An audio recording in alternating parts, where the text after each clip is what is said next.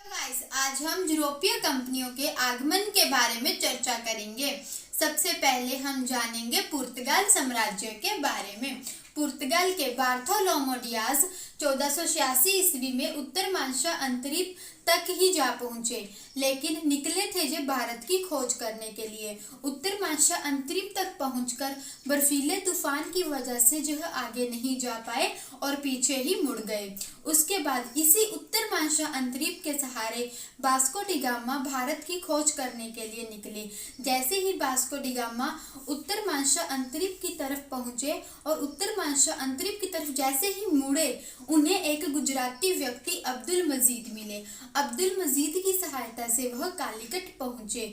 Vasco D gamma की भारत में पहुंचने में मदद की थी वहां के राजा प्रिंस हेनरी ने, इसलिए पुर्तगाल के प्रिंस हेनरी को द नेविगेटर कहा जाता है। वास्को डी गामा ने जिस तट से भारत की खोज की थी उस मार्ग को कहा जाता है कैप ऑफ गुड होप।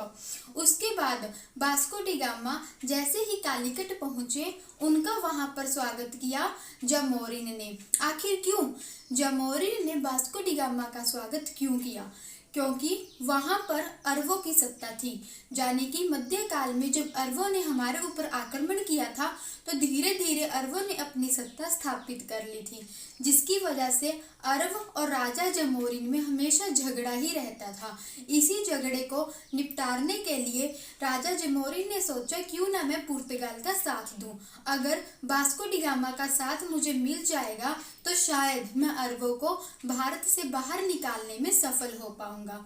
इसी उद्देश्य से जामोरिन ने वास्को डी गामा का स्वागत किया था। उसके बाद जामोरिन से वास्को डी गामा ने भारत में व्यापार करने की अनुमति मांगी। जामोरिन ने वास्को डी गामा को व्यापार करने की अनुमति दे दी। वास्को डी गामा हमारे जहाँ से काली मिर्च मसालों को इकट्ठा करके यूरोप ले गया। यूरोप में ले जाने के बाद उसने देखा कि इन मसालों से उसे 60 गुना ज़्यादा मुनाफा हुआ है। उसके बाद उसने यहाँ की स्थिति अपने राजा को बताई। राजा को कहा कि वहाँ के राजा तो आपसी संघर्ष में ही लड़ते रहते हैं, एक दूसरे से घृणा करते हैं, आपसी भाईचारे की भावना तो है ही नहीं। तो वहाँ के राजा ने सोचा कि क्यों ना हम वहाँ पर जाकर अपनी सत्ता स्थापित करें, वहाँ के व्यापार पर अपना एकाधिकार करें। उसके बाद 1500 ईस्वी में पेट्रो अल्वारेज को भेजा गया। 13 जहाजों के साथ आया था ये, और इसने अरब और पेट्रो अल्वारेज के बीच युद्ध हुआ। और जैसे ही युद्ध हुआ, अरबों की हार और पेट्रो अल्वारेज की विजय हुई, क्योंकि जब पहले ही पूरी तैयारी के साथ आया था और अरबों को तो पता ही नहीं था कि पुर्तगाल हमारे ऊपर आक्रमण करने आया है। इसीलिए अरबों की सत्ता समाप्त और पेट्रो अल्वारेज जहां पर जीत जाता है। 1502 ईस्वी में वास्को डी गामा दूसरी बार भारत आता है और आखिरी बार भारत आया था 1524 ईस्वी में। यहीं पर कोचीन में वास्को डी गामा की मृत्यु हो जाती है। अल्बुकर्क गवर्नर बनने से पहले भी भारत आते हैं। कब आते हैं? 1503 ईस्वी में।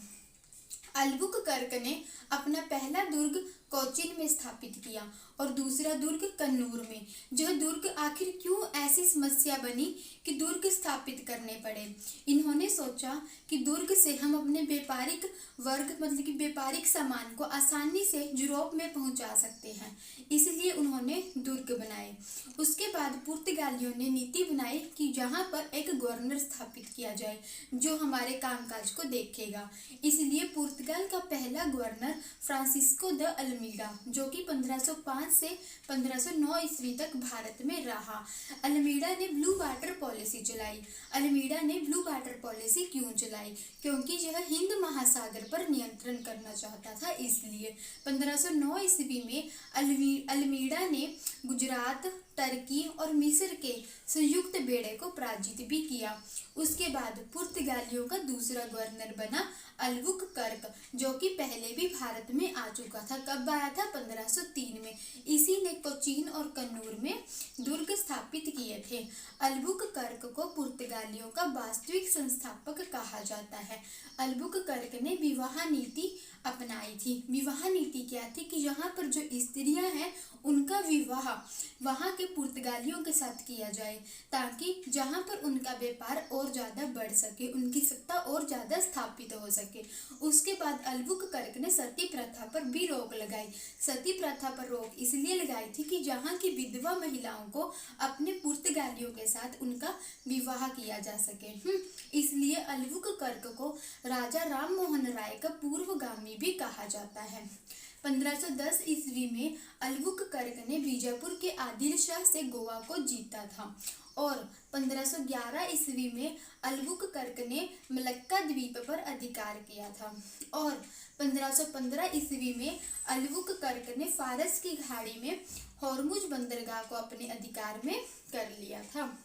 इसके बाद आते हैं नीनो डी कुन्हा, जो कि 1529 ईस्वी से 1538 ईस्वी तक भारत में रहा। जब भारत में आए थे, तब जब गुजरात गए थे, तब उन्होंने वहां पर क्या देखा कि गुजरात के शासक बहादुर और हुमायूं, इन दोनों के बीच संघर्ष चला हुआ था। इसी संघर्ष का फायदा उठाकर नीनो डी कुन्हा ने 1534 ईस्वी में बेसिन और दीव पर अपना अधिकार कर लिया और उसके बाद 1530 ईस्वी में, उससे पहले है ना, इन्होंने कर दिया था ऐसा। 1530 ईस्वी में कोचीन की जगह गोवा को अपनी राजधानी बना चुके थे। 1534 ईस्वी में बंगाल के शासक थे मसूद शाह। इनसे चटगांव और सतगांव में व्यापारिक कोठी खोलने की अनुमति मांगी और मसूद शाह ने चटगांव और सतगांव में पुर्तगालियों को व्यापारिक कोठी खोलने की अनुमति दे दी थी। इसी के साथ हमारा आज का चैप्टर खत्म होता है। इसके बाद हम पढ़ेंगे कि जो पुर्तगाल साम्राज्य था उसका पतन क्यों हुआ, क्या कारण रहे, जी हम अगली वीडियो में लेकर आएंगे। तब तक के लिए धन्यवाद। जय हिंद, जय भारत।